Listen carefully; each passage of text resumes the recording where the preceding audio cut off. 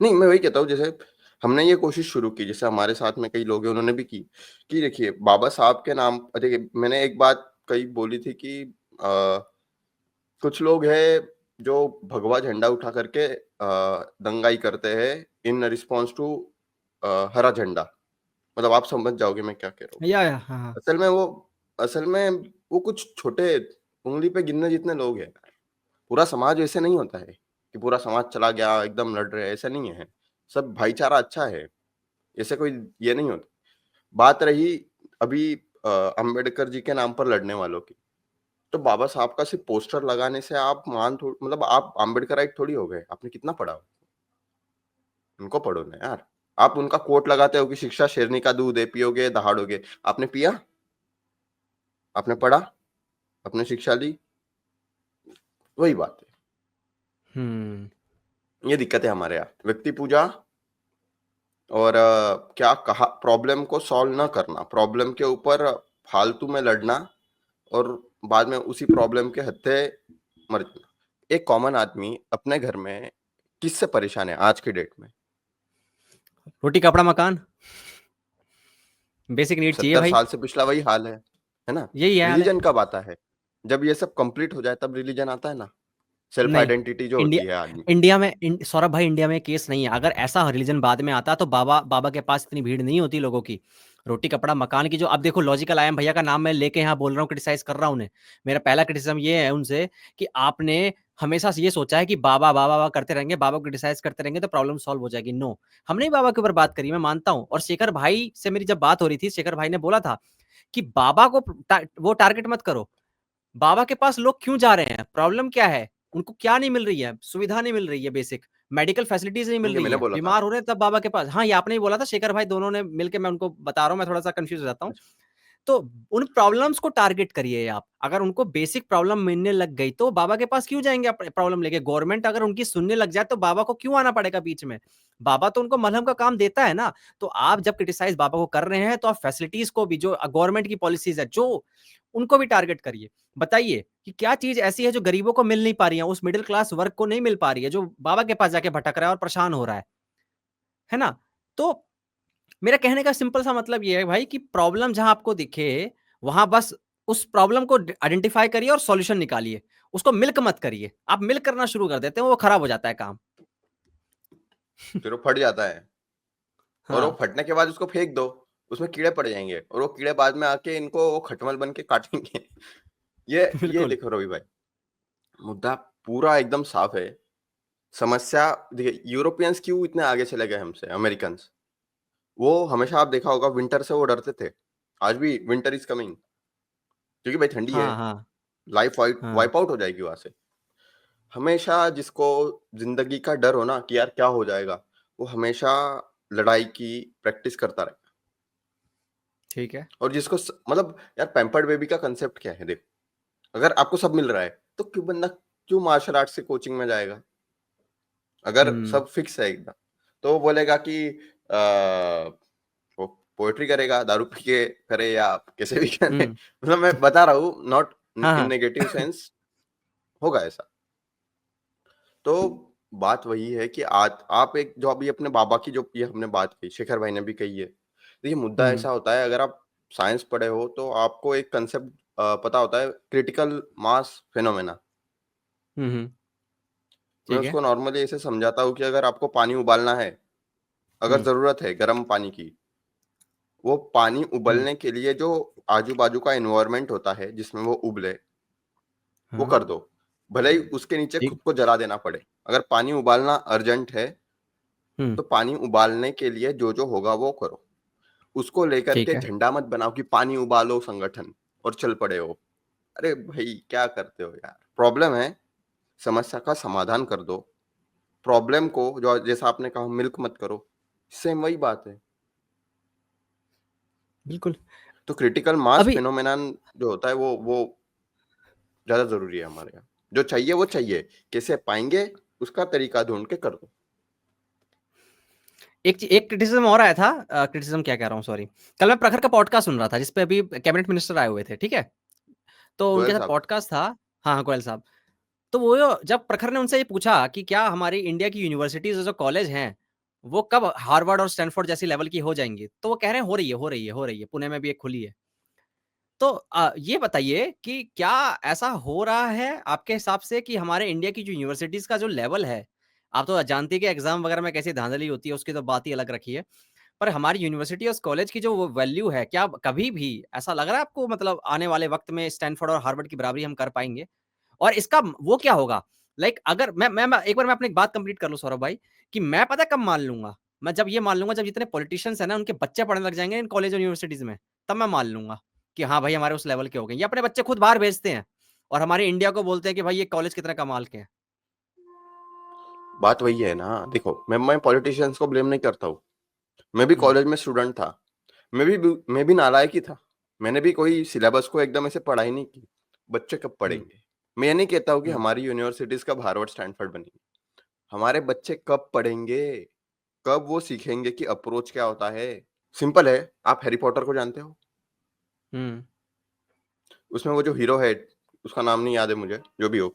Hmm so hmm for time being वो Harry Potter ने, वो जो हीरो है उसने ये कहा था कि walking the walk and talking the talk are two separate things. लोग इसको डिफरेंट नहीं मानते। आपने कुछ बात कह दी और आपने कुछ बात कर दी, इसमें फर्क होता फर्क है। है। हम लोग, हमें माओ ने कहा था कि भारतीय जो है वो टॉकिंग काऊ है। हम्म ना, मुझे पता नहीं क्यों, लेकिन हमने माओ को सही साबित कर दिया। हमने बस बकवासें की, ऊंची ऊंचे आदर्श गपोड़े फेंके, जो भी कह लो उसे। और ऑन ग्राउंड आज हमारे समाज में बहुत दिक्कतें हैं। अब मुझे बताओ रवि भाई, हम कहते हैं अहिंसा, मतलब अहिंसा हम्म परमो धर्म। अब मुझे ये बताइए, आप किसी दमदार आदमी के सामने, पहलवान के सामने एक कमजोर सा आदमी है, वो जाके बोल रहा है, मतलब वो उसको मारने आ गए पहलवान वाले, उसको बोलेगा अहिंसा परमो धर्म जी? पहलवान सबसे पहले उठाएगा और देगा फेंक। फिर क्या करोगे? हम्म नैश इक्विलिब्रियम को पढ़ना चाहिए। ये एक रॉकेट बॉयज करके एक मूवी थी। वैसे जॉन नैश को मैंने पढ़ा भी है, I am his admirer. Game theory उन्होंने दी है, आप ओके। उनके ऊपर मूवी देख सकते हो, a beautiful mind. Brilliant movie. उसे देखिए रामानुजन मैंने, जी का भी देखिए। सवाल हल हो जाता है। हाँ, हाँ वो जो देखिए कहते मैंने। हैं ना कि भगवान कुछ देता है, हम्म। तो उस व्यक्ति ने एक इक्विलिब्रियम दिया कि हम्म जब दो एंटिटीज है और दोनों जानती है कि दूसरा वाला इतना पावरफुल है कि अगर हमने हमला किया तो हम भी जड़ से मिट जाएंगे, तो दोनों भी एक दूसरे पे हमला नहीं करेंगी। बिल्कुल। हम्म यह है नैश इक्विलिब्रियम। हमने कब अपने आप को ताकतवर बनाने पे जोर दिया है, बकवास करने के अलावा? नहीं, एक मिनट रुकिए रुकिए रुकिए। ऐसा क्यों है? हमारे जो मिलिट्री बजट है वो तो काफी अच्छा है। जापान, जर्मनी, यूके, फ्रांस और पता नहीं एक देश और था, ये काफी अच्छे अच्छे देशों से हमारा मिलिट्री बजट बहुत अच्छा है। तो ऐसा भी नहीं कह सकते हाँ, कि क्योंकि हमने ध्यान उनसे नहीं दे चीजें रहे हैं। खरीदनी पड़ती है ना। आपको दिखा देता हूँ डाटा अगर आप मैं देखना चाहते बजट हैं तो। मैं नहीं नहीं रवि भाई, देखो, रशिया को लड़ाई करनी है तो उसके दुश्मन अलग टाइप के हैं, उसके दुश्मनों के पास हम्म रिसोर्सेस अलग टाइप के हैं। तो रशिया अपने दुश्मनों से लड़ेगा। हम भारत है, हमारी हम्म ज्योग्राफी एक है, हमारे दुश्मन है अलग। हमारा जो जगह है जहां हमें जंग अगर हुई तो जहां होगी, उस डेमोग्राफी के अकॉर्डिंग हमें हथियार लाने पड़ते हैं। तो हमेशा आप देखोगे तो मिलिट्री के टर्म्स में कंपेयर करना हमेशा गलत इसलिए होता है क्योंकि अमेरिका ग्लोबल पावर है, हम्म उसके पास सारे टाइप के हथियार हैं। चाइना के पास भी वो कॉम्पीट कर रहा है, बहुत आगे चला गया है। हम्म इंडिया, हमारा गोल क्या है? हम जो एशिया है उसमें ठीक ठाक पावर बनना चाह रहे हैं, बने नहीं है, बनना चाह रहे हैं। हम्म तो हमारा अभी गोल ये होगा कि हम कैसे इंडियन ओशियन जो है उसको सेफगार्ड करें, कैसे हम अपने नेवी को स्ट्रांग करें, राइट? तो बिल्कुल। मैं ये बता इसलिए रहा हूँ क्योंकि जो आर्मी होती है ना, या मिलिट्री जो होती है, आर्मी, नेवी, एयरफोर्स और सीक्रेट फोर्सेस वगैरह वगैरह, हर एक देश की अपनी अपनी ज़रूरतें हैं। वो उनके ज़रूरत के हिसाब से पैसा खर्च करती है, बजट रखती है, चीज़ें खरीदती है। मतलब रशिया ने बिल्कुल। कुछ बना दिया तो हमें वो लेना चाहिए, ऐसा नहीं होता है। वो हमें शायद ज़रूरत ना हो उसकी, हम हमारा बना लेंगे। एरोप्लेन जो होता है हमारा, रफाल इन्होंने खरीदा। अब मैं इसलिए नहीं बोल रहा हूँ कि मेरी कंपनी को प्रॉफिट होगा और वो ज़्यादा खरीदेंगे, तो मैं बोलता हूँ हमारे मत लो, है ना? मत लो हमारे, ले लो। लेकिन हमें देखो रवि भाई, हमें कुछ स्क्वाड्रन जो है, मैं एग्जैक्ट बोलता हूँ, एक सेकेंड ना देख के, अच्छा रहता है बिल्कुल, आर्मी के बिल्कुल, टर्म्स बिल्कुल। में, ऊपर नहीं, नहीं बिल्कुल बोलना। फैक्ट्स रखने पड़ेंगे, हाँ। हाँ, जहाँ तक मैंने सुना था 42 का होता है वो, लेकिन हाँ, सही। इंडियन एयर हुँ, हुँ। फोर्स को 42 फाइटर स्क्वाड्रन चाहिए होते। ठीक है। 1980s में ये आया था, टू फ्रंट वॉर सिमुलेशन जो इन्होंने किया था उसमें, कि हमारे पास 42 स्क्वाड्रन है। हम आज भी वो प्लेन उड़ाते हैं जो रूस ने म्यूजियम में चढ़ा दिए। उस प्लेन का नाम अंततः विडोमेकर हो गया, MiG 21। Oh my widowmaker God! मतलब नहीं, उसके वो पायलट का इनोवेट भी तो पता कर नहीं। रहे हो, क्या पता? नहीं, क्या पता उसको वो अपग्रेड करते आ रहे हो, नाम सेम हो। ऐसा कैसे हो सकता है? नहीं यार, मैं सौरभ भाई ये कुछ ज़्यादा हो गया। इतना ऐसा कैसे हो सकता है कि वो हमारे लोगों ने उसको वेपनरी 50 साल पुरानी है। मैं टेक्नोलॉजी की बात कर रहा हूँ। जैसे अच्छा। आप ओके। 2016 का मोबाइल अगर लोगे, मॉडल मिल जाएगा आपको, थोड़ा अपग्रेड करके मिल जाएगा। टेक्नोलॉजी पुरानी है। तो डीआरडीओ क्या कर मुद्दा ये रहा है है? मेरा, झक मार रहा है। हमारा मिलिट्री बजट वैसे क्या होता है हर साल आपके हिसाब से? इस बजट बार निकलता है? इस बार शायद कुछ 2 बिलियन बढ़ाया था, लेकिन इतना ज़्यादा नहीं है रवि भाई। हमारा नहीं, पेंशन्स नहीं। में और उसमें जाता है, जो कि देना भी चाहिए। मतलब पेंशन्स को किसी ने कुछ नहीं बोलना चाहिए। वो बेचारे वहाँ थे जब कोई नहीं था। अरे सर, आप ही मुझे ये बताइए, हमारा जो इंस्टीट्यूट है जो वेपन्स बनवाता है, डीआरडीओ, हाँ, उसने कितने सक्सेसफुल प्रोजेक्ट दिए आज तक? आप ये तो देखिए है यार, डारपा, न्यूज़ में देखिए सुनने को डारपा। मिलते हैं। हमें अरे न्यूज़ में नहीं, सुनने को मिलते हैं मतलब वो कि इस मिसाइल का लॉन्च हुआ, ये मिसाइल सक्सेसफुली टेस्ट कर लिया उन्होंने। ये क्या होते हैं फिर? हमारी मिस देखिए अर्जुन भाई, मैं ये नहीं कह रहा हूँ कि हम लोग एकदम निठल्ले हैं। हमारे पास टेक्नोलॉजी है। मैं ये कह रहा हूँ, हम जिससे लड़ने वाले हैं उसके रिलेटिव में जो टेक्नोलॉजी होनी चाहिए वो नहीं है। ओके, ये कहो ना आप। ओके, ठीक है। हम थोड़े से पीछे हैं अभी, अभी उस आपको टेक्नोलॉजी की रेस में। काफी पीछे है। वेदों से विज्ञान निकालना छोड़ना पड़ेगा, क्योंकि मिल नहीं रहा है वहाँ। और उस चक्कर में दुश्मन ताकतवर होते जा रहे। अब अरे रवि भाई, आप देखो, हुँ, इज़राइल ने 2800 लोगों के फोड़ दिए। मैं गलत कह रहा हूँ कुछ? बिल्कुल। फोड़ दिए ना, मतलब पेजर ऑपरेशन। बिल्कुल। अब देखा है आप मैंने, मुझे ये हाँ। बताओ, हमारे फ़ोन चाइना से नहीं आते क्या? ओए, मेड इन चाइना है हमारा फ़ोन। हाँ यार। आपके माइक, चाइना से ही आते हैं। मैं ये कह रहा हूँ कि एक दरवाज़ा ओपन है, जहाँ से चोर आ सकता है। देख लो उसकी तरफ और खुद के लिए कुछ बिल्कुल कर सही लो। कह रहे हैं आप। मैं ये नहीं कह रहा हूँ कि इस चाइना वाले इधर से ही भरोसा होगा। नहीं, चाइना वाले भरोसा तो वैसे भी नहीं है ना हमें। चाइना वाले पे कैसे अरे वो भरोसा कर टुच्चे लोग हैं सकते हैं हम? यार। टुच्चे लोग तो नहीं है यार, ये बात तो पक्की है। भाई वो टुच्चे अरे छोटे टुच्चे हैं, लोग तो छोटे। नहीं है। छोटे हैं ना यार। यार, मैं गलत कह रहा हूँ? छोटे तो है वो। नहीं, बिल्कुल किसी एग्री का वो तो। एयर फाइटर जेट कोलैप्स हो गया, तो ये चोरी करने भागते हैं कि यार हमको मिल जाए कैसे। F-35 लेके आए, उसका हुँ, एग्जैक्ट कॉपी रिवर, अच्छा हाँ, सारे चोरी करते हैं, लेकिन रिवर्स इंजीनियरिंग हाँ, में भी होशियार है वो होशियार नॉर्मल। है ये। तो आगे है वो हमसे। देखो, एक होता है दुश्मन को क्रिटिसाइज करना, क्योंकि हम अपने आप को छोटा समझ रहे हैं उनसे। मुझे ये नहीं आता। वो मुझसे हुँ, आगे है। आई रिस्पेक्ट माई एनिमी, वो कोई भी हो। मैं उनकी रिस्पेक्ट करता हुँ। हूँ। लेकिन मैं ये जानता हूँ कि अब मुझे भी स्ट्रांग होना है, कि वो भी मेरी इज्जत करे। और वो इज्जत ना भी करे, डॉट डॉट कराए वो अपनी, मुझे स्ट्रांग होना है, हुँ, क्योंकि जरूरत है समय की। तो यही, मैं आपको इसका डेटा लोड हो रहा था। हमारे जो इंडिया की वेपनरी है, कोई भी चेक कर सकता है। हमारी जो इंडिया के वेपन्स है वो कितने पुराने हैं। जो चीता हेलीकॉप्टर्स है जो अभी उड़ रहे हैं, जो हमारा अभी मिग हुँ। 29 क्रैश हुआ, आप मिग 29 को देखिए, उसकी टेक्नोलॉजी का एज देखिए। 1983, कितने साल हो गए इसको? 37 और 4 41 साल। तो यूएस के पास कौन-सी है? अगर मिग मान लो यूएस 21 के पास 38 साल अरे, वो तो भैया B-12 बॉम्बर है उनके पास। बॉम्बर से देखिए आप, उनके पास F-35 है जो स्टेल्थ फाइटर जेट है। यार उसको मतलब मेंटेन करना, उसके 2 घंटे की फ्लाइंग कॉस्ट $35,000 है यार रवि भाई। 2 घंटा उसको उड़ाने की कॉस्ट $35,000। प्लेन उड़ाना आसान नहीं होता है, उसके जेट का मेंटेनेंस होता है। मैं जनरली रोल्स रॉयस समझ रहा हूँ। करती है उसका मेंटेनेंस। उसके ओह बाद माय उसका गॉड! एक लिमिटेड ये होता है कि इतने घंटे ही एक जेट चलेगा, बाद में वो जेट को रिप्लेस करो।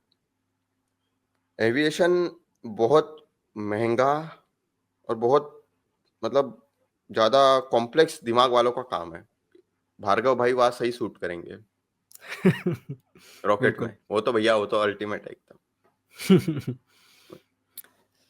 तो आप कुछ डाटा दिखाने वाले, आगे बढ़ूँ मैं? हाँ, मैं मेजर गौरव आर्या जी, उनके साथ जो हमारे आर्मी जो ये है प्रॉपर, क्या कहते हैं उसे, एयरफील्ड मार्शल जी, हम्म रिटायर्ड वाले भी, ऐसे भी उन्होंने भी पॉडकास्ट की हुई है, आप वो भी देख सकते हैं। सर हमारे पास वेपन्स, हमारे पास स्क्वाड्रंस नहीं है एरोप्लेन की जितनी। अच्छा, मैं डराने के लिए नहीं बोल रहा हूँ, मैं ये नहीं बोल रहा हूँ कि हम्म हम झेल नहीं सकते, हमने जंगें लड़ी है और कूटा भी है। एक पड़ोसी के तो हमने हम्म पूरा मतलब अभी उसको कंगाल कर रखा है, उसको पैसे नहीं मिलने देंगे। बात रही चाइना की, तो मैं कहता हूँ कि इस हवा में रहने से अच्छा कि हम बहुत कुछ बड़े हैं, ये हमें ये मान लेना चाहिए कि दुश्मन है और उसको थोड़ा, भाई हाँ, चाइना ने क्या किया हम्म 30 साल पहले, वो कहा था मतलब कुछ नहीं था, बिल्कुल बिल्कुल। आज आगे चला गया। मैं ये कहता हूँ, देखो बात ये नहीं है कि हम अगर किसी चीज को ये बोल रहे हैं कि हम पीछे है तो हम उससे घृणा कर रहे हैं या क्रिटिसाइज कर रहे हैं। बिल्कुल नहीं, हम ये कह रहे हैं कि आई एम डेंजरसली ऑप्टिमिस्टिक कि देखो यहाँ इतना स्कोप है। तो अभी जो हमारे पास जो लोग हैं जिनके पास इससे रिलेटेड डिग्री है या नहीं भी है, तो आप एक प्रोजेक्ट बनाएं, एक प्रपोजल बनाएं, जो उससे कंसर्न मिनिस्ट्री है या अगर आपके पहचान में कोई है ब्यूरोक्रेट है, उनको भेज दें। आपका प्रोजेक्ट पसंद आया तो आपको ले लेंगे। तो hmm ask what you can do for your country, not vice versa. इसकी हमें जरूरत है। ये हम्म। देश ने हमारे लिए कुछ करना नहीं चाहिए। आपके घर तक पानी आ रहा है, खाना पीना अगर है, बड़ी बात है। अभी मैं ना वीडियो देख रहा था रेडिट पे, एक कल याद होगा आपको, जब मैंने आपको मैसेज भी किया था। जम्मू एंड कश्मीर के अंदर जो न्यूली फॉर्म गवर्नमेंट है, आप देख रहे हैं कि आर्टिकल 370 की दोबारा बात उठ रही है वहां पे।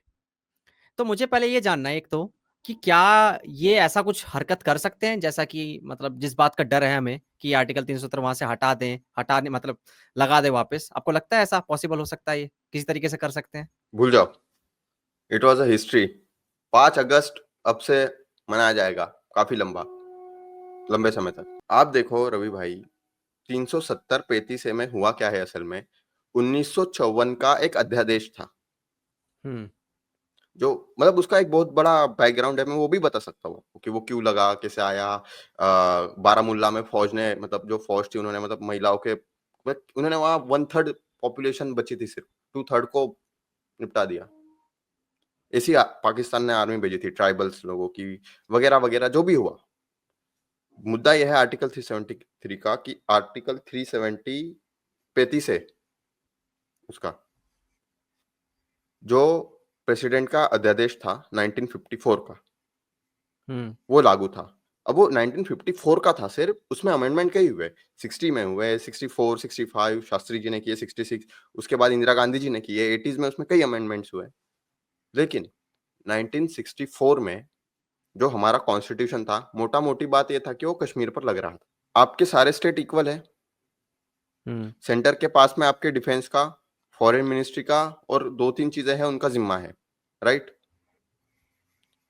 जो कश्मीर था उसमें इशू ये था कि अगर आपको भारत में कोई भी आपने अमेंडमेंट किया, कोई नया लॉ या रूल बनाया, आपको वो कश्मीर का जो चीफ मिनिस्टर होगा तब का, या राज्यपाल, जो मतलब चीफ मिनिस्टर बेसिकली, उसको बोलना पड़ेगा कि ये आप अपने देश में इम्प्लीमेंट करवाने के लिए हमें परमिशन दे। मतलब 2 संविधान थे एक देश में।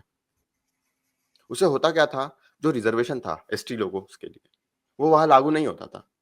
उसके बाद आप देखो, जैसे उत्तर प्रदेश की बात है या महाराष्ट्र की बात समझ लो, मैं यहाँ रहता हूँ, मेरे पास डोमिसाइल हो जाएगा कि मैं महाराष्ट्र में इतने साल रहा हूँ और यही अभी आगे रहने की इच्छा है, राइट। हम्म कश्मीर में हम्म 50 साल भी रह लोगे तो भी वहां का डोमिसाइल नहीं मिलेगा। वहां पे कुछ इतने शादी को लेके भी था जेंडर, ना, कुछ अरे शादी वो को तो लेके जाने भी ही था दो, ना कि आप। हाँ वही बोल रहा था मैं। जेंडर के जो लॉस देखो, कश्मीरी लड़की से अगर बिना किसी जो कश्मीरी नहीं है उसने शादी की, तो कश्मीरी लड़की को प्रॉपर्टी में ठेला नहीं मिलेगा, कुछ नहीं मिलेगा। इवन उसके बच्चे होंगे, उन बच्चों को भी कुछ नहीं मिलेगा। मतलब एक तरीके से बच्ची को बायकॉट कर दिया घर में से, ऐसा, गैर कश्मीरी से। और यहाँ पर अगर सेंटर कोई स्कीम लाती है, तो हमें पता नहीं वहां पे कौन सी सरकार है, कैसे काम कर रही है। अगर सेंटर के एंटी सरकार होगी तो वो तकलीफ देगी, स्कीम इंप्लीमेंट हम्म नहीं होने देगी। और फिर उसके बाद में जो स्टेट होता है ना, उसके पास पुलिस होती है अपनी। स्टेट, किसी भी एरिया, अगर स्टेट में किसी भी जगह पर अगर पुलिस की या अराजकता फैल रही है पुलिस के खराब काम करने से, तो वो वहाँ के चीफ मिनिस्टर को क्रिटिसाइज करना चाहिए। उसके लिए हमारे अमित शाह जी या वो रिस्पॉन्सिबल नहीं है। किसी एक स्टेट के पास ऐसा स्पेशल स्टेटस होना अच्छी बात है क्या कि सेंटर जो करेगा वो उनसे उनकी परमिशन लेनी पड़ेगी कि उनके एरिया में वो ऐसे लागू करेंगे? मतलब एक ही देश में आप अलग नहीं चल रहे हो, बिल्कुल गलत है। है ना? तो वो तो हम्म गलत ही था। तो हम्म सरकार ने क्या किया कि अब से ये जो कॉन्स्टिट्यूशन है, ये जम्मू कश्मीर का कॉन्स्टिट्यूशन, बस खत्म। ये था 370-35 का एब्रोगेशन, जिसमें एक चीज जोड़ी गई, किसी चीज को नहीं हटाया। अब जब शुरू में ये मुद्दा था तो इसमें कश्मीर पर आर्टिकल 1 और 370 ये 2 ही आर्टिकल लागू हुए थे हमारे कॉन्स्टिट्यूशन में। हम्म तो अब ये हो गया। अब बात रही है वापस आएगा नहीं आएगा, ये वापस क्यों नहीं आएगा? देखो, पावर जितनी ज्यादा हो सबको पसंद है, कोई अपने हाथ की पावर खोना नहीं चाहेगा।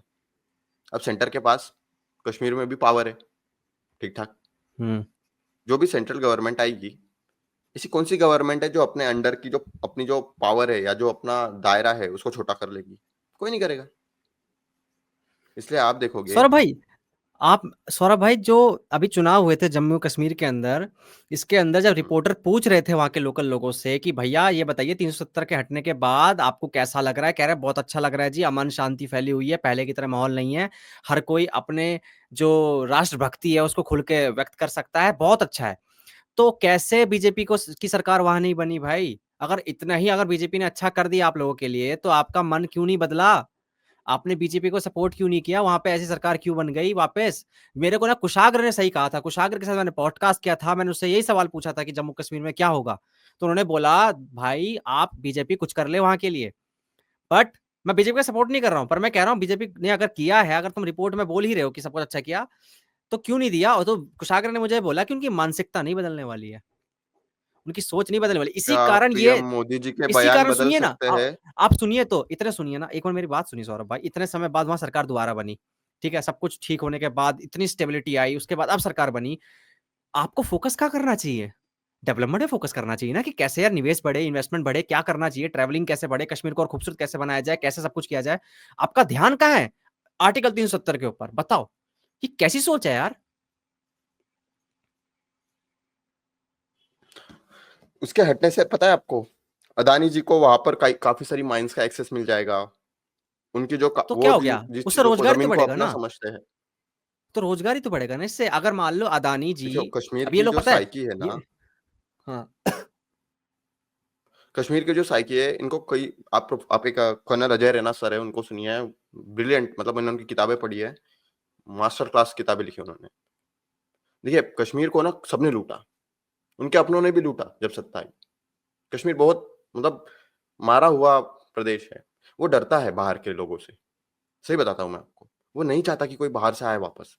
उनके काफ़ी नेगेटिव एक्सपीरियंसेस है कश्मीर वालों के, जानता हूँ, एग्री करता हूँ बिल्कुल मैं इस चीज से। है ना? अब आप मुझे बताइए, आपने कहा कि आपके यहाँ खुशहाली आएगी वगैरह आएगा। अरे वहीं के लोकल लोगों को खड़े करो, उनको पैसे दो, बोलना कर दो खुशहाली। आपको अदानी जी को क्यों लेकर के जाना है? मुद्दा आप ये ये है, कह रहे ये हैं कि चाहते हैं।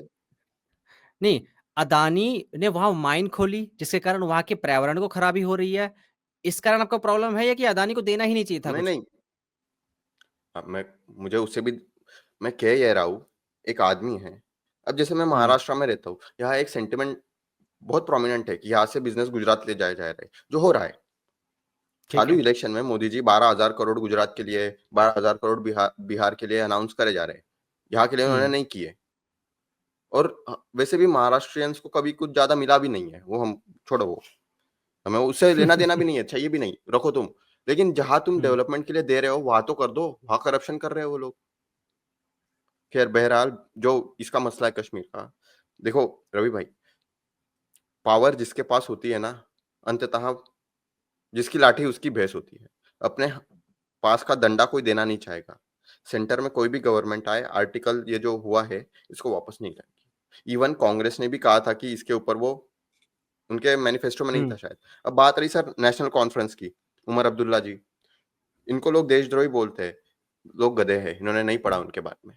अब उनके दादाजी के पिताजी, जब आज़ादी के टाइम थे शायद, शेख अब्दुल्ला जी, आप देखो उन्होंने कितनी मदद की हमारी। असल में कश्मीर आज इंडिया में है, उसका क्रेडिट जाता है उन्हें रवि भाई, पता है क्यों? हमारी आर्मी जब अंदर घुसी ना, तो उनको मतलब बहुत मदद की। राजा हरि सिंह जो थे ना, उनके बहुत एंटी थे, जेल में रहे हैं इनके पूर्वज। क्यों? क्योंकि कश्मीर के लोगों का भला करना है, और राजा हरि सिंह जरा कभी बाहर नहीं आते, किसी की प्रॉब्लम नहीं सुनते, बस अय्याश मैं राजा है, सौरभ भाई, ऐसा था। जब मैं इस पे लेक्चर देख रहा था इस पूरे आर्टिकल 370 पे, तब तो मुझे जिन भी बंदों का आप नाम ले रहे हैं उनके बारे में मैंने कुछ पॉजिटिव नहीं सुना। मैं कैसे स्टोरी पे बिलीव आपने कर कौन लूँ? से लेक्चर देखे? मैं आपकी स्टोरी पे कैसे बिलीव कर लूँ कि उन्होंने कुछ किया? क्योंकि मैंने वहाँ भी कुछ सुना है, मैं यहाँ भी सुना है, मुझे फैक्ट्स कैसे पता चलेंगे? मेरी ऑडियंस को फैक्ट्स मैं कैसे आपको पता चलेंगे ये सही थे कि इसके बाद आपको मैं फैक्ट्स भेज दूंगा, आप वो लगा सकते हो। देखिए, इनको अब्दुल्ला से क्रिटिसिज्म इसलिए है क्योंकि इनके पास जब पावर आई तो इन्होंने फिर नेगोशिएशन किया सेंटर से। दिक्कत ये है कि इन्होंने जो कश्मीर को बचा तो लिया, लेकिन फिर वो कश्मीर को अपनी मिल्कियत समझने लग गए। वो वो दिक्कत है, वो अलग बात है। मैं कह ये रहा हूँ कि वो देशद्रोही नहीं है जो ऐसे कमेंट करते हैं। उसे होता क्या है ना रवि भाई, अगर आप किसी को देशद्रोही कहते हो जस्ट बिकॉज आपका और उनका आइडियोलॉजिकल मैच नहीं है, तो फिर वो गलत होता है। फिर आप देश की सौहार्द बिगाड़ रहे हो, क्योंकि ये बहुत बड़ा टैग होता है देशद्रोही का। और अगर आप किसी को अंधभक्त कहते हो तो वो तो भी वो वही है, दोनों चीजें सेम, ऐसे नहीं करना। कितनी लड़ाई लड़नी पड़ती है? आपने बोला था ना, ढाई फ्रंट, आपने बोला था ना, आधी लड़ाई यहाँ लड़नी पड़ती है हमें आधे वाले दुश्मनों से, आपने बोला था नहीं, ये? किसी पॉडकास्ट में जनरल सुना है साहब, मैंने ये कि हाँ, ये हाँ, जनरल साहब ने बोली बिपिन थी ये। रावत जी की किताब है। शायद बिपिन, एक सेकंड, ढाई फ्रंट वॉर, अंकुर आर्या जी इसके बारे में बहुत बोलते हैं, अजीत भारती जी बोलते हैं। हाँ, देखिए जो ढाई फ्रंट वॉर का कंसेप्ट था ना रवि भाई, वो ऐसा था कि इंडिया, चाइना और यहाँ के 50% लोग। देखिए, बात मेरी दिक्कत ये नहीं है कि ये बात गलत है, आपने सही कह रहे हो, ढाई फ्रंट है। राइट विंग की समस्या ये है कि उन्हें लगता है कि मैं बोल दूंगा लोग समझ जाएंगे, ऐसा नहीं होता है। I mean, prepare a draft, वहाँ पे आधा फ्रंट है तो उसको डिफाइन करो कि ये लोग है, ऐसे-ऐसे कैरेक्टरिस्टिक है, ये चीज़ें इनमें पाई जाती है, अगर ऐसे-ऐसे कहीं मिले तो ये हेल्पलाइन है, हम रूल ऑफ लॉ के अंडर रहते हैं, तो पुलिस का ये विंग है जो उसको काउंटर करेगा, फलाना-ढिमकाना वगैरह-वगैरह। आप कहते हो कि ढाई फ्रंट है, हमारे देश के अंदर हमारे देशद्रोही लोग हैं, है ना? ठीक है, आपने कह दिया। अब डेमोक्रेसी में आपके विरोधी तो होंगे, वैचारिक विरोधी। क्या हर वैचारिक विरोधी वो ढाई फ्रंट में, वो 0.5 फ्रंट में आता है? मैं ये नहीं कह रहा सौरभ भाई, मैं ये थोड़ा ना कह रहा हूँ, नहीं, मैं कह नहीं, रहा हूँ मैं ये उनकी नहीं कह रहा, मैं ये गुंजाइशें हो रहा ज़रूर है, है। मैं ये कह रहा हूँ। हाँ, ये कहा जा ये मैं मानता हूँ कि बहुत लूज़ली यूज़ कर देते हैं इस वर्ड को कुछ लोग जो कि बैठे हुए हैं, देशद्रोही वाला जो लूज़ली वर्ड यूज़ कर देते हैं कि आइडियोलॉजिकली अगर उनके डिफरेंसेस क्रिएट होते हैं, तो वो बस किसी को भी बोल देते हैं। ठीक है, मैं मान सकता हूँ, मैं उसकी बात भी नहीं कर रहा हूँ। मैं कह रहा हूँ कुछ लोग बैठे हुए हैं जिनका हमें पता लगाना बहुत जरूरी है और हम लोगों को पता है कि वो लोग कौन है। उन लोगों के ऊपर एक्शंस लेने पड़ेंगे। मैं आपको बताऊं, मैं आपको, अब मैं बोलना नहीं चाह रहा था लेकिन मैं बोल रहा हूं, अब मैं बोलना पड़ेगा। मैं आपको ऐसी ऐसी वीडियोस दिखा दूंगा जिसमें भारत माता की जय के नारे लग रहे हैं और एक पार्टिकुलर लोग की कम्युनिटी के लोग भारत माता की जय नहीं बोल रहे हैं। ठीक है, जनगण मन राष्ट्रगान हो रहा है, ठीक है, खड़े नहीं हो रहे हैं। और अगर उनसे पूछा जाए कि आप क्यों नहीं बोलते हैं, देखिए अब ये क्या, इसका क्या मतलब, ये आइडियोलॉजिकल डिफरेंसेस हुए? आप बताइए, आप मुझे बताइए सौरभ भाई। मैं कुछ नहीं कहूँगा उस पे, लेकिन क्या सभी वैसे हैं? मैं बस ये कहूँगा। नहीं नहीं नहीं नहीं, पर मैं ये कहता रहा हूँ कुछ लोग ऐसे हैं जिन्हें यार अपने, देखो मैं ये किसी कम्युनिटी, ये भी नहीं कह रहा हूँ कि एक पार्टिकुलर रीजन के लोग ऐसे ही हैं सारे ना, मैं आपको ऐसे लोग भी दिखा दूंगा हर कम्युनिटी के लोग से जो देश से प्यार करते हैं। ठीक है, मैं कह रहा हूँ ना कुछ गिने चुने, आपने शुरुआत में बोला था ना पॉडकास्ट में, कुछ गिने चुने हर जगह है। इसका कम्युनिटी रिलीजन से जोड़ भी नहीं रहा हूं मैं। हमने अपने अपने अदानी के ऊपर एक बात कही थी कि अदानी वहां पैसे कर रहा है। हमने इंडिया के अंदर अदानी और अंबानी को अलग नजरिए से देखना शुरू कर दिया है। हमें लगने लग गया कि वो पॉलिटिक्स को इन्फ्लुएंस करते हैं। चलिए ठीक है, साइड हटाइए।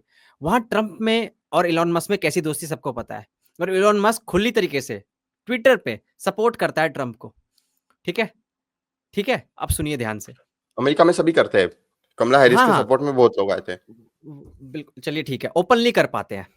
यहां पर ऐसा तो है नहीं अंबानी और अदानी भाई बहुत ही ज्यादा मजे ले रहे हैं। अंबानी अदानी का नाम लिया जाता है, मैं आपको लिस्ट दिखा दूंगा कितने बिलियनियर्स हैं। सुनिए सुनिए, मैं आपको ना, बाकी ये जिंदल की बात कभी नहीं करेंगे, ये कभी बिरला की बात नहीं करेंगे, टाटा की बात नहीं करेंगे। ठीक है, मैं आपको और ग्रुप्स नहीं दिखा दूंगा। ये अंबानी अदानी को क्यों जोड़ते हैं? क्योंकि भाई इनको बस मिल्क करना है लेफ्ट वालों को। कि भैया ये दोनों सपोर्ट करते हैं, यही दोनों कैपिटलिस्ट हैं जो कि इस तरीके से बीजेपी को सपोर्ट करते हैं। बाकी बिलियनियर्स वगैरह का नाम लिया करो ना यार। और चलो ठीक है, अगर सपोर्ट कर भी रहे तो क्या नुकसान है भाई, उनकी मर्जी। सेकंड चीज, अगर वो क्रिएट कर रहे हैं कंपनीज इतनी, अगर वो इन्वेस्टमेंट कर रहे हैं यहाँ पे और एम्प्लॉयमेंट आ रहा है, तो उससे प्रॉब्लम क्या है? अगर यहाँ पे नौकरियां खड़ी हो रही हैं तो उससे प्रॉब्लम क्या है? इन चीजों से मुझे समझ नहीं आता लेफ्ट प्रो को प्रॉब्लम क्या होती है। हिंडनबर्ग ने कुछ कह दिया बाहर की किसी चीज ने, तो हिंडनबर्ग को सपोर्ट कर रहे हैं ये लोग लेफ्ट वाले। इंडिया के अदानी को सपोर्ट नहीं कर रहे हैं, सेबी को सपोर्ट नहीं कर रहे हैं। ये देख रहे हो आप, हिंडनबर्ग को ये नहीं पता इन लोगों की शॉर्ट पोजीशन बना के बैठा हुआ हिंडनबर्ग, ठीक है यहाँ पे। और उसके बाद अगर कोई अदानी के ऊपर कुछ प्रॉब्लम होगी तो शॉर्ट, मतलब सारे वो क्या कहता हूँ स्टॉक्स गिरेंगे, उनको फायदा होगा। ये नहीं देख रहे हैं। और पता है इसी कारण मुझे बहुत गुस्सा आता है कि यार तुम लोग देख नहीं पाते हो क्या यार, कि बाहर की ताकतें कितनी ऐसी हैं जो एंटी इंडियन फोर्सेस हैं, जो यहाँ तोड़ना चाहती है। और यहाँ पे कुछ अगर बिलीनियर्स वगैरह, ठीक है यार मैं मानता हूँ बहुत गलत है, बहुत होम भयंकर मिनिस्ट्री लेवल क्या पे कर गलत रही है? वेल्थ डिस्ट्रीब्यूशन हो अगर रखा बाहर है। की फोर्सेस अपना काम कर वेल्थ रही है तो डिस्ट्रीब्यूशन, अमित शाह जी फेल्यूर है। अगर आपको पता है बाहर की फोर्सेस है जो नहीं काम नहीं कर रही है सुनिए और आप तो, नहीं कर पा रहे हो, so home ministry is fail. I am very pragmatic person. मैं ये नहीं कहूंगा कि कोई बाहर से आकर के मुझे तकलीफ दे रहा है। I am not that person कि यार ये गलत है, वो गलत है, ये हो रहा है मेरे साथ, ये हो रहा है। मैंने क्या किया? भारत में जो लोग इससे संबंधित एरिया में काम कर रहे हैं, क्या वो अपना, इसका मतलब वो काम नहीं कर रहे? एकदम सरल बात है। अगर कोई बाहर की फोर्सेस हो आपके सकता है। खिलाफ काम कर रही है, तो हमारी मिनिस्ट्री क्या झक मार रही है? इसका मतलब हमारी मिनिस्ट्री काम नहीं कर रही है। उनको पकड़ो कि अबे बाबा ये देखो, ये ट्रंप के आने से इंडिया को क्या फायदा होने वाला है और क्या नुकसान होने वाला है? बहुत नुकसान होगा। जिन्होंने ट्रम्प के आने पर खुशी मनाई है ना, वो उसको गालियां देंगे, इतना पक्का है। रवि भाई आप कैसे? मुझे बताओ, एक आपने व्हाइट रेसिज्म का नाम सुना है? व्हाइट सुप्रीमसिस्ट। हम्म। ट्रम्प उन सबका बाप है। अब हमारे जो लोग वहां रहते हैं ना, उनको समझेगा कि व्हाइट सुप्रीमिज्म क्या होता है। वो बंदा जब सत्ता में था तो उसने इंडियंस के लिए कोई ज्यादा अच्छा, उसने H1B वीजा के साथ क्या किया था? वो चाहता ही नहीं कि लोग बाहर से आए उसके यहाँ पर।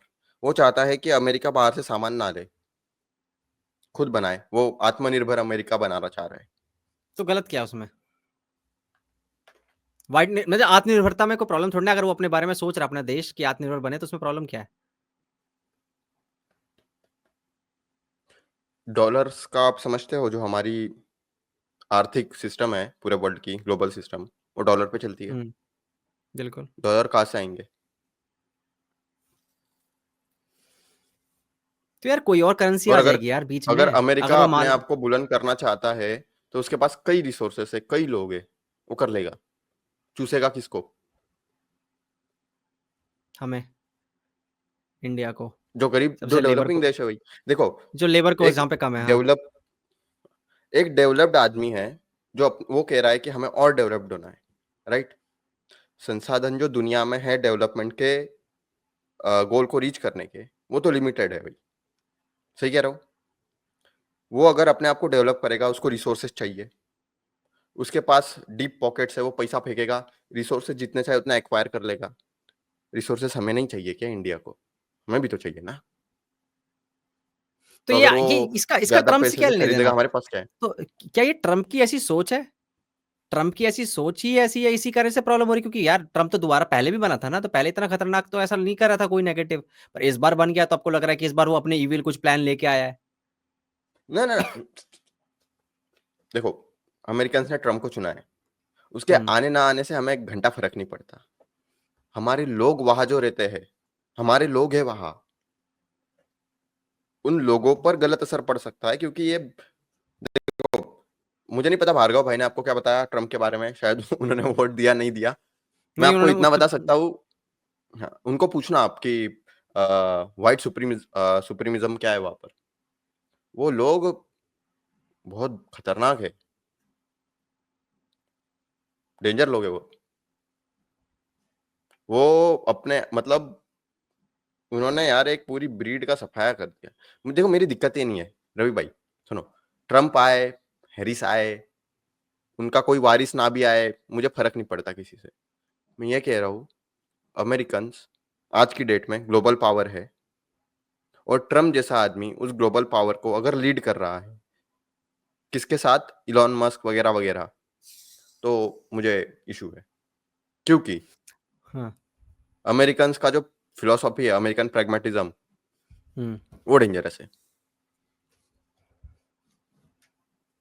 हमारी इकोनॉमी पे और क्या वो असर उसको पड़ने स्ट्रांग वाला है? कर।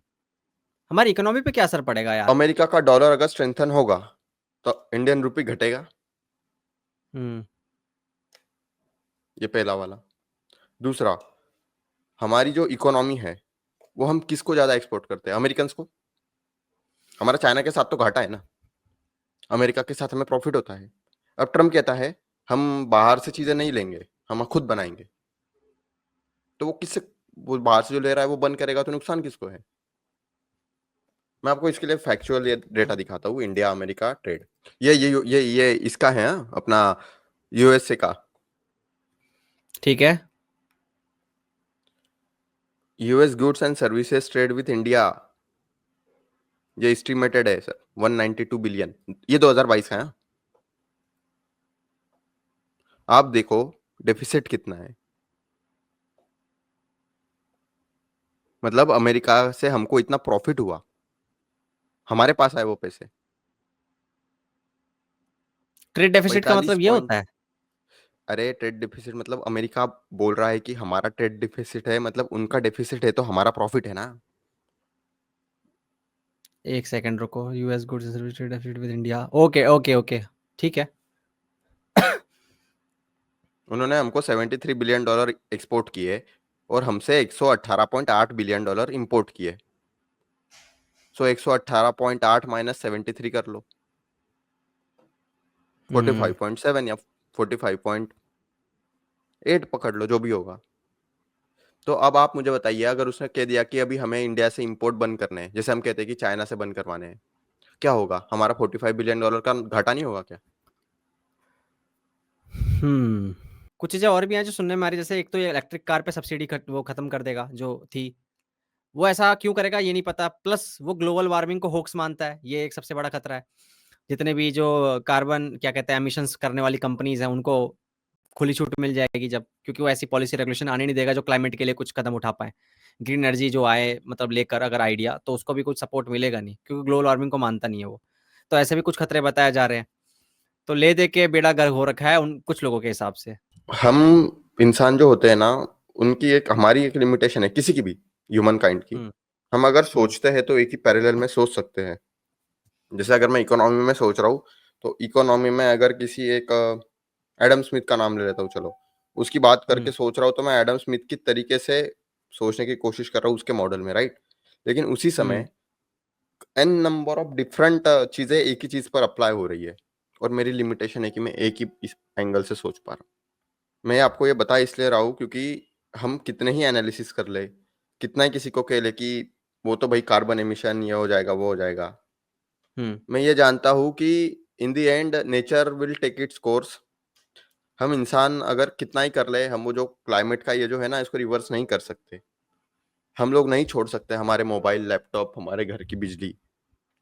अगर नहीं छोड़ सकते तो इस पे बात करना बेकार है। हमें ये देखना चाहिए कि किस तरीके से जो कार्बन है उसको हम उससे रिलेटेड कुछ, मतलब वो जो पोल्यूशन होता है, उस पोल्यूशन को कैसे यूटिलाइज किया जाए, वो नेचर में पड़े रहने से अलावा वो हो सकता है।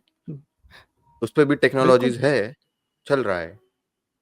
तो मुझे ऐसा लगता है कि बहुत स्कोप है यार, मतलब मैं नेगेटिव कभी नहीं होता हूँ। मुझे मुझे इस देश पर खुद से ज्यादा भरोसा है, क्योंकि पता है रवि भाई क्यों? इस देश को हमेशा ये जो पढ़े लिखे स्टीवन सेंट स्टीफंस के जो ये लोग हैं, या जेएनयू के है ना, इन्होंने नहीं बचाया, कभी नहीं बचाया। ये मानसिक अय्याशी में घुल रहे इस देश को। जिन्हें अनपढ़ कहा गया, गरीब कहा गया, मतलब जो भी बोलो, मतलब उनको ऐसे हीन समझा गया, हमेशा वो आए बचाने और बचाया।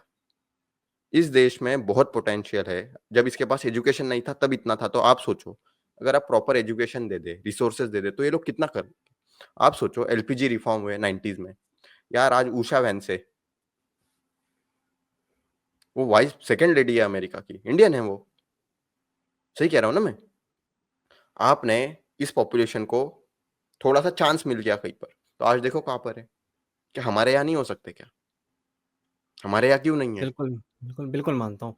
लेकिन सौरभ भाई ये कोई जो आदमी बाहर क्लाइमेट जाके क्लाइमेट चेंज वाली बात से ज़्यादा खतरनाक चीज़ ये है कि आप दिल्ली में आओ हर साल सुनते हैं।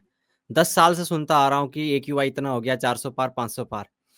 अभी आप दिल्ली रहते नहीं है, दिल्ली में मेट्रो में आप स्टेशन में अगर आप घूमेंगे तो पता नहीं वहाँ आस-पास ना वो लगे होते हैं मीटर बताने के लिए एक्यूआई 450 है और लिखा भी रहता है उसके आगे कि ये हेल्दी लोगों के लिए भी खतरनाक है और उनके लिए तो बिल्कुल ही डेंजरस है जिनको प्रॉब्लम्स है, रेस्पिरेटरी कोई भी। और सोच के देखिए, ज़रा सोच के देखिए अभी दिल्ली में एक चुनाव है ना जी, मुझे बताएँगे आप कब है चुनाव दिल्ली में? नहीं, मुझे नहीं, दिल्ली से मेरा राब्ता नहीं है इतना। एक बार आप चेक कर सकते हैं दिल्ली का नेक्स्ट चुनाव कब है? 1 मिनट मुझे बता सकते हैं? मैं एक बार जानना चाहूँगा बस क्योंकि मुझे कुछ बात रखनी है आगे। वो फ्रीबीज़ कर रहे हैं ना, फ्रीबीज़ हटाओ भाई। तुम लोगों को हवा महँगी मिल रही है भाई। ऑक्सीजन के लिए तुम पैसे लोगे, एयर ऐसा मत प्यूरीफायर बोलो, तुम्हें ऐसा मत खरीदना बोलो। पड़ रहा है। कब सुना था आपने? आपने कब सुना था कि एयर प्यूरीफायर हमें लेना पड़ेगा? कब सुना था आपने यार? आज से पता है 50 देखो साल रवि पहले भाई, आप किसी को बोलते ना मैं भाई मैं आपको एक बात सुनो तो बताऊँ? अगर हम 50 साल पहले जाके आप किसी को बोलो टाइम मशीन से भाई मैं पानी बेचने का धंधा करूँगा, वो आपके थप्पड़ मार देगा। कहेगा पागल है क्या पानी कौन बेचता है भाई? आज हमें पानी खरीदना पड़ रहा है, आरओ खरीदना पड़ रहा है। और अब पता है अब ये जोक हम पे ही आ रहा है। एयर प्यूरीफायर हमें लेना पड़ रहा है और मैं बता रहा हूँ वो 10, 15, 20 साल के बाद ऐसी फैक्ट्रीज़ आएँगी जो घर पे पता है क्या बोलेंगी? हम ऑक्सीजन आपको देंगे। हम ऑक्सीजन भी देंगे आपको फ्रेश। ऐसी हालत हो रही है। ग्रेटर थनबर्ग का नाम सुना है? हाँ, हाँ, हाँ, हाँ, जानता हूँ मैं उसे थोड़ा-सा थोड़ी-सी एनोयिंग लगती है मेरे को पर ठीक है। नहीं, एनोइंग लगती है, मतलब वो क्लाइमेट एक्टिविस्ट है। हुँ, आप मुझे ये बताइए रवि भाई, ये क्लाइमेट एक्टिविस्ट के जो ये जो लोग हैं, प्राइवेट प्लेन में जाते हैं सर ये, यूनाइटेड नेशन में भाषण देने। तो कैसे जाएँगे? इकोनॉमी से, उनको वैसे नॉर्मली जाना चाहिए। अब प्राइवेट जेट से पॉल्यूशन कितना होता है? नहीं, आप जब बाटा के शोरूम में हुँ, जा करके बाटा की सैंडल बाटा नहीं सॉरी, किसी ब्रांड को मत लीजिए, आप एडिडास, पूमा कोई भी ले लो, उनका जब जूता खरीदते हो, आपने कभी सोचा वो जूता बनने में कितना पॉल्यूशन हुआ? आप जब अच्छी ब्रांडेड बैग्स लेते हो, बिल्कुल। लेदर बैग्स, आपने सोचा वो बनने में कितना पॉल्यूशन हुआ? चाहिए सब, लेकिन पॉल्यूशन भी ना हो और ज्ञान अलग देना है इन एनजीओज़ को। यार हमारी डेवलपिंग इकोनॉमी है, हमें रास्ते बनाने के लिए रास्ता खोदना पड़ेगा, रास्ता बनाना पड़ेगा, उसमें पॉल्यूशन होगा, डील विथ इट। मैंने आपको लास्ट टाइम भी बताया था, बाकी की कंट्री अपना-अपना देख ले, हमें डेवलपमेंट चाहिए, हम करेंगे, करेंगे ही करेंगे। वो हमको ये ज्ञान मत दो कि क्लाइमेट ये हो गया, वो हो गया। जो हो रहा है, उससे डील करने के लिए भी हम हमारे लोग लेकर के आएँगे। पर दिल्ली सौरभ में भाई इतनी मैं तो एयर समस्या है, क्वालिटी लोग की आएँगे। बात कर रहा हूँ। पर मैं एयर क्वालिटी की बात कर रहा हूँ। मैं चलिए हटाइए सारी पॉल्यूशन की बात, सारी क्लाइमेट चेंज, ग्लोबल वार्मिंग की बात पर ये हमें साफ हवा नहीं मिल रही है। आप 20 सिगरेट पिए उतनी गंदी हवा आपको मिल रही है। सोचिए देखिए फिर क्या फ़र्क रह गया स्मोकर और नॉन स्मोकर्स में? और अब ये वोट देंगे ना दिल्लीज़ के जितने भी लोग होंगे, देखना वोट किस चीज़ पे देंगे? फालतू की चीज़ों पे देंगे। कोई ये मुद्दा नहीं उठाएगा कि एक बार भाई बोल एक बार पॉल्यूशन के लिए। कुछ करो यार, कुछ तो करो, कुछ तो एक्शन लो यार।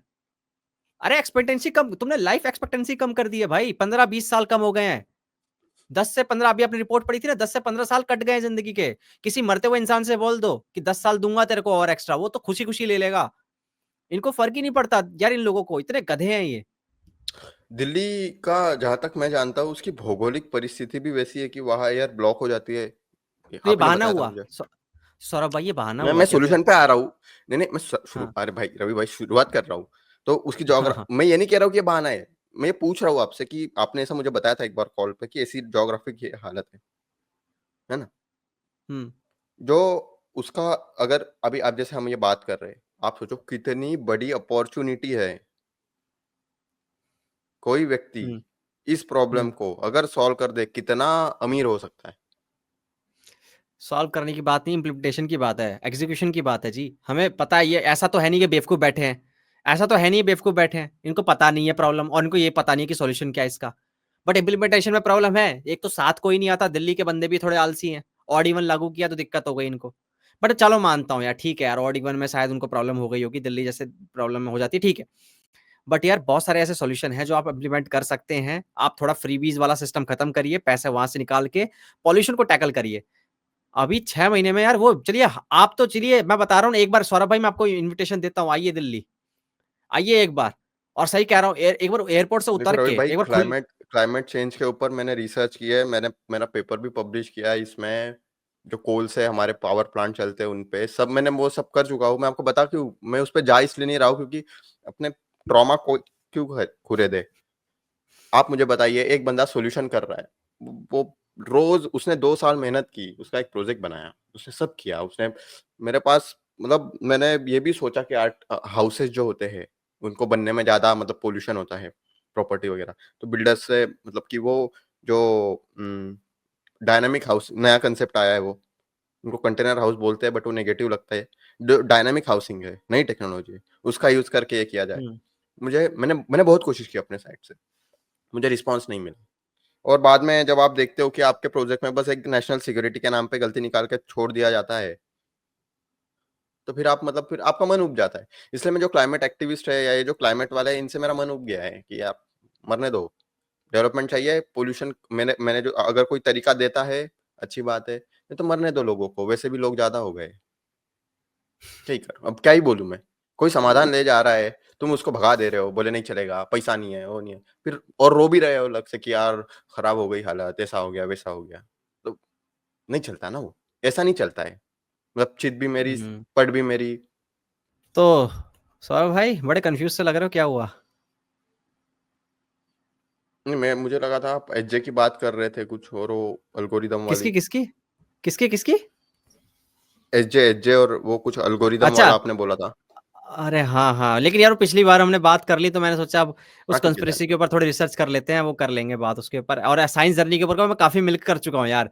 सनातन समीक्षा के ऊपर मैंने इतना अच्छा पॉडकास्ट किया, वो इतना मिल्क कर दिया कि वो लोग मुझे बोलेंगे साले उसके नाम पे व्यूज़ ले रहा है अब। तो मैं उस पे बात करना नहीं चाहता अभी, पेलेंगे कभी उसको भी। देखो वो हमारे मतलब देखो बात ऐसी होती है ना, एक ग्रुप में आदमी इंडिविजुअल भी होता है। ज़रूरी नहीं कि पूरे ग्रुप का जो उद्देश्य मतलब उद्देश्य नहीं सॉरी, ग्रुप के जो व्यूज़ है वो एक हर एक आदमी के उसमें के हो। हुँ। आनंद रंगनाथन जी बीजेपी को सपोर्ट नहीं करते, बट बातें बीजेपी की बोलते हैं ना, हाँ, नोटा वोटर है तो वो, आई हाँ, उन्होंने सपोर्ट हिम। बताया हुआ है। हुँ। कुशल मेहरा जी है, प्रखर है, उन्होंने जो मैं उनका पॉडकास्ट देखता हूँ, मैं वो कई बार देखता हूँ, जानबूझ के देखता हूँ, वो अच्छा लगता है। क्यों? उन्होंने जो बात की है कि समस्या को सॉल्व करना है, लेफ्ट राइट नहीं बनना है, वही बात है मेरी भी। एक्सट्रीमिज़्म ऑफ एनी काइंड, मैं तो कहता हूँ उसको पनिशेबल बना दो यार।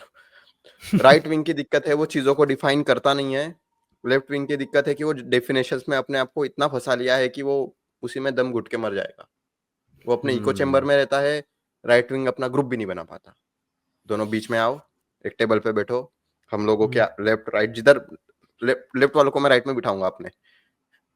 उनको पूछूँगा कि भई बताओ, अल्टरनेट सॉल्यूशन दो, ये जो है ये एक इंस्टीट्यूशन है हमारा सपोज़, ये इंस्टीट्यूशन का ये जो लॉ होता है, यार सीधी बात है एडमिनिस्ट्रेशन हमारा देश कैसे चलता है? पीएम हर कुछ नहीं कर सकता।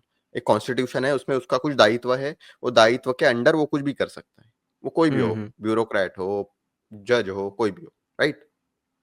तो मैं कहूँगा लेफ्ट विंग को कि यार देखो, आप अच्छी बात करते हो। You have good English accent, you have good clothes वगैरह, वगैरह, वगैरह। Very good. अब आप मुझे इसका अल्टरनेटिव दे दो कि इसको इम्प्लीमेंटेशन करना है, तो ये जो बड़ी-बड़ी बातें हैं इक्वालिटी, लिबर्टी, फ्रैटर्निटी कैसे इम्प्लीमेंट करें? और जो राइट विंग है उसको बुला के बिठाऊँ इसको बुलाऊँगा, बिठाऊँगा और पूछूँगा कि अब तक सत्ता में थे, ज़रा हिसाब दो हिसाब।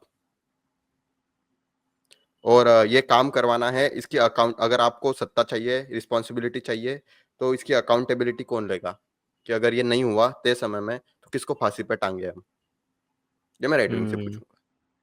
बस यही करना है। हमें हमें दोनों को बिठा करके सॉल्यूशन ड्राफ्ट करके उसको जो भी बंदा उसकी रिस्पॉन्सिबिलिटी लेगा, उसके आस-पास प्रेशर ग्रुप बना करके कि वो काम करे और अगर नहीं करे, तो निपट जाए। निपट जाए मतलब नॉट वो नहीं बोल रहा हाँ, हूँ मैं, हाँ। पनिशमेंट हो उसको कुछ।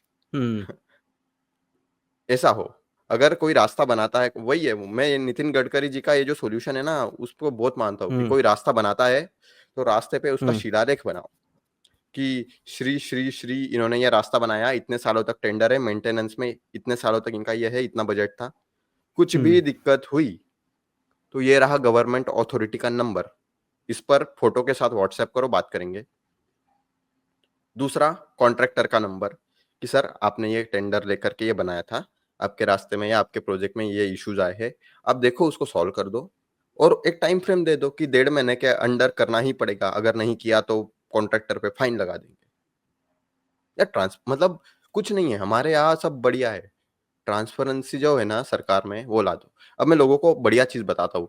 मैं ये करता हूँ, data.gov आप देखो, ये सरकार को लोग डिक्टेटर वगैरह फलाना-ढिमकाना ऐसा बोलते हैं।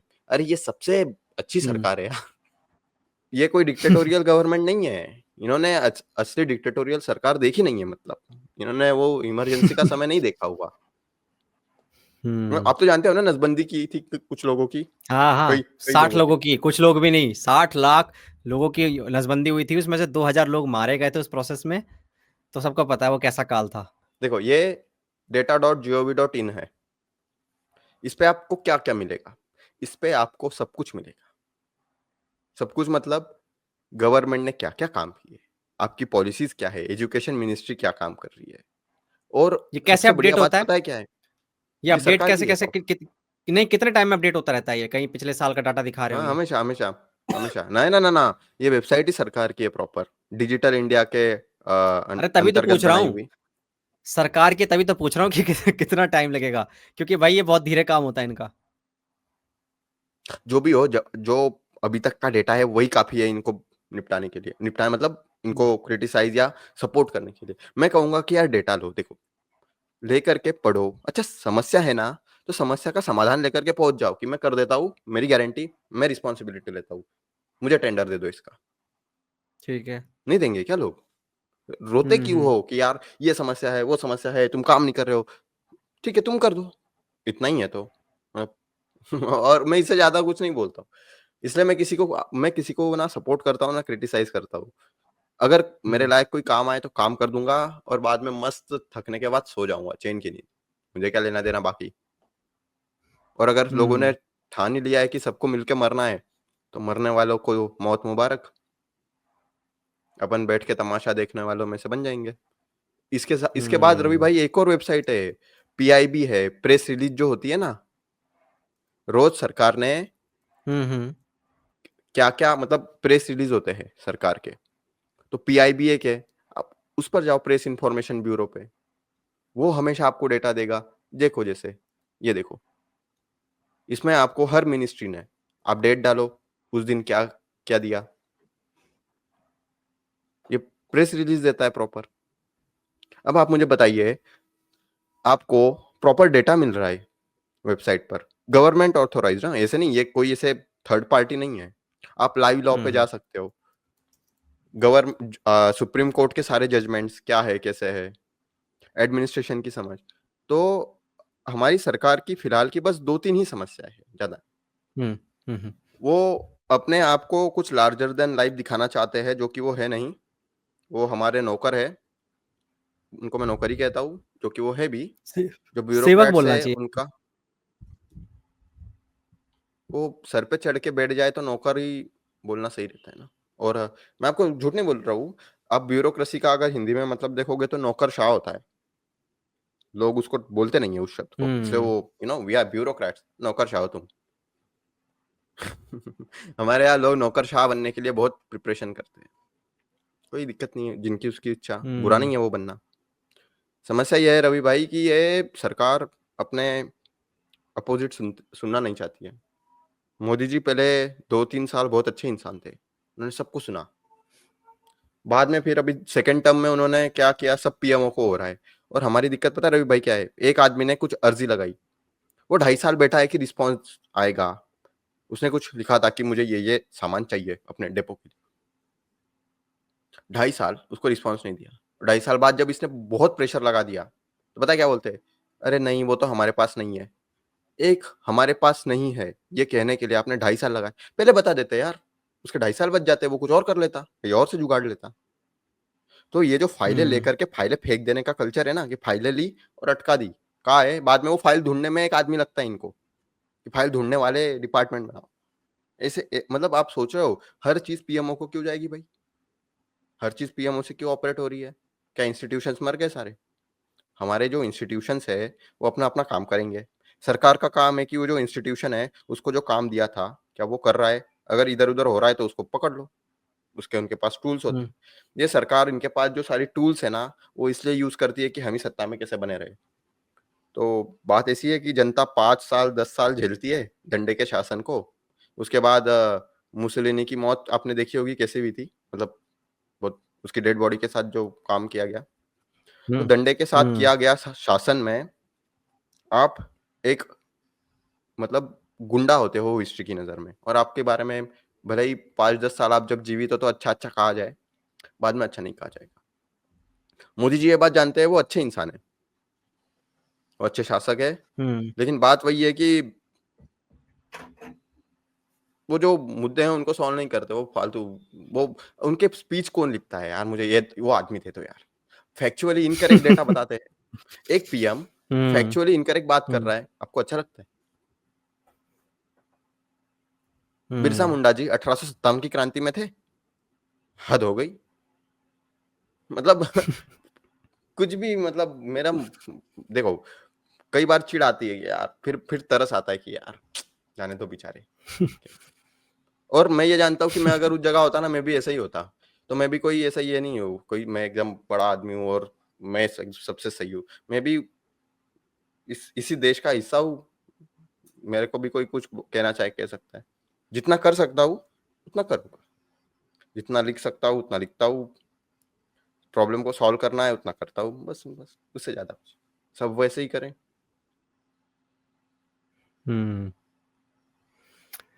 कर लिया रेंट आउट आज? मैंने भड़ास निकाल ली थोड़ी आज, बहुत दिन से हाँ, बहुत सारी बातें बोलना चाहता था इंटरनेट पे। मैं सोचा कोई नहीं नया भड़ास सामने वाला है, निकालना अच्छा क्योंकि होता है। पॉलिटिक्स पे पॉडकास्ट हो नहीं पा रहे थे ना यार, साइकोलॉजी फिलोसफी पे हो रहे थे, तो मैं सोचा थोड़ा पॉलिटिक्स पॉलिटिक्स भी कर ले, ताकि थोड़ी बहुत बातें हों जो बाहर निकल जाएं और इंटरनेट पे आ जाएं, तो लोगों को क्लियर हो जाता है कि हाँ भाई, ये इंसान इस ग्रुप का है। कल सनातन समीक्षा ने भी मुझे को यही बोला कि भैया अगर आप एक साइड चूज कर लें तो ज्यादा बेटर है आपके लिए, इससे फायदा ये रहता है कि फिर आपको समझदार आदमी वो करना चाहता नहीं है, इंडिया समझदार लोगों को अपना गुलाम बनाना जानता है, वो करवा देगा। जैसे मैं अभी देखता हूँ ना, मुझे बहुत फोर्स होता है कि साइड पिक करनी है, साइड पिक करनी है, मतलब लोगों से ही होता है। मुझे करनी भी हुई ना तो मैं बीजेपी की पिक करूंगा, क्योंकि मैं जानता हूँ वो अच्छे लोग हैं। बस वो, मैं पता है मैं मेरी दिक्कत क्या है दूसरे लोगों से, किसी के भी पास कोई सॉल्यूशन नहीं है किसी चीज का, सबसे कम खराब में सबसे कम खराब बीजेपी लगती है, इसलिए मैं उसको सपोर्ट करता हूँ। बाकी कोई करे ना करे यार, जिसकी उसकी अब देखो, उम्मीदवार भी आपने क्या, अब अगर मेरे यहाँ से किसी गुंडे को बीजेपी टिकट दे तो फिर मैं नहीं करूंगा, फिर इट इज सब्जेक्टेड टू हाँ, फिर जो भी लोकल पे हो आ जाता है मेरा ना। क्राइटेरिया ये है। बात तो ये बात तो शेखर भाई भी कह रहे थे कि आप पार्टी हटाइए, आप ये देखिए आपके लोकल में सही बंदे हैं, बैठ रहे हैं, आ रहे हैं कि नहीं पावर के अंदर, अच्छे इंसान आ रहे हैं कि नहीं, पार्टी हटाइए। नहीं, ये मैं बहुत तो वो अच्छी भी बात कहता लगती है हूँ मेरे को। कि सही बंदे आए ना आए, क्या आप एक अच्छे सिटीजन हो? क्या आप साफ सफाई रखते हो अपने एरिया में? क्या आप जो भी आपके दायित्व है वो कर रहे हो, या बिल्कुल। सिर्फ रो रहे हो? तो देखो भाई, मुझे कोई लेना देना नहीं, मैं अपना काम सही करूँ, नहीं करता हूँ तो वो भी गलती मेरी होगी, और मैं मानूंगा। अगर कोई मुझे बोलता है, जैसे लास्ट पॉडकास्ट में एक बंदे ने बोला था कि आपने गलत इसका नाम ले लिया मीडिया के रैंकिंग में, मैंने सही कर दिया उसको, मतलब बिल्कुल मैं गलत हो सकता हूँ, बिल्कुल हो सकता हूँ, आप बोलोगे मैं माफी भी मांगूंगा, मुझे उससे भी दिक्कत नहीं है, लेकिन मैं चाहता हूँ कि यार कुछ हो, जमीन पे कुछ हो, चुनावी भाषण ना हो सिर्फ। आप अपनी हम्म। पार्टी बनाओ रवि भाई। चल बात कर पार्टी। ठीक है, मैं सोच लूंगा, नाम हाँ, सोच लूंगा नहीं मैं। चल कांड कर पार्टी। ओ क्या बात है, क्या बात है। नियत ही पहले बता दी। नियत देखो, इतनी ट्रांसपेरेंसी भी नहीं रखनी है भैया। नहीं नहीं, आप देखो, अवध ओझा सर, वो फेमस है क्यों? वो जो बात जैसी है वैसी बोल देते हैं। हम्म। न्यूटन का चौथा नियम इजाद करने वाला व्यक्ति है यार। देखो, जो आप हो ना वैसी बातें करोगे अच्छा रहेगा। आप बिल्कुल कोई सही कह रहे हो। मास्क पहन करके बातें करोगे ना, लोग समझ जाएंगे, नहीं करना चाहिए। सही कह रहे हो। वही वही, मैं आपको इसके बाद में सारा डेटा दे दूंगा जो भी मैंने कहा है, आर्मीज का वगैरह मेरे हाँ पास है, हाँ, मैं उसको टैब से आपको सेंड कर दूंगा, आप वो लगा सकते हो बिल्कुल। बिल्कुल मैं लगा दूं, क्योंकि मैं एडिटिंग इसकी अभी चालू कर दूंगा बैठ के, तो आप मुझे शाम तक आराम से भेज देना, ठीक है? तो चले अब। हाँ, बाकी आपको मेरी आप आपको एक रिक्वेस्ट होगी, एक एक मेरे पास है ना एक प्रॉपर फ्रेमवर्क है कि हमारी प्रॉब्लम और उसका सॉल्यूशन क्या है आगे फ्यूचर में, हम्म उस पे भी अगर आप बात करना चाहे तो कर देंगे। नहीं तो अरे मैं बिल्कुल, चाहता उसके चलो लिए मैं ही इस पे एक वीडियो उसके बना लिए सकता लाइव हूँ। आपको लाइव लेके आऊंगा उस दिन में, ताकि आप डाटा लेके आए। मेरे पास प्रॉपर उसका फॉर्मेट है, स्ट्रेटेजिक हाँ हाँ, फॉरसाइट, कोई दिक्कत डेटा नहीं है, वगैरह वगैरह। कोई दिक्कत नहीं है। आपके लिए लाइव लाइव देखो, आपके साथ तो जुड़े हुए हैं, परमानेंट है, आप तो चैनल ही आपका 50% है, 50% अरे ऑनर हो आप इस यूट्यूब के, ठीक है। नहीं नहीं भाई, आपकी मेहनत है, आप ही आ, का रखोगे। आप जिस दिन हुक्म दे दोगे ना कि ये चैनल डिलीट कर दो, उस दिन डिलीट भी कर देंगे, कोई दिक्कत नहीं है। ऐसा ऐसा ऐसी हरकत नहीं। बस वो देखो, आपको कभी भी कोई अगर लगे तो अपन तो आ जाएंगे यार। अपन कोई ऐसे हम्म। सेल्फ रिस्पेक्ट होनी चाहिए, मेरे को बुलाया नहीं ऐसा कोई नहीं है। तुम बुलाओ आ अरे जाएंगे। शुक्रिया, अरे आप तो दोस्त हो गए, आप आपको गेस्ट गेस्ट नहीं बोलूंगा हाँ आपसे। हाँ हाँ, एक मिनट मैं अब स्टॉप कर दूं रिकॉर्डिंग, फिर हम बात कर सकते हैं ऑफ कैमरा।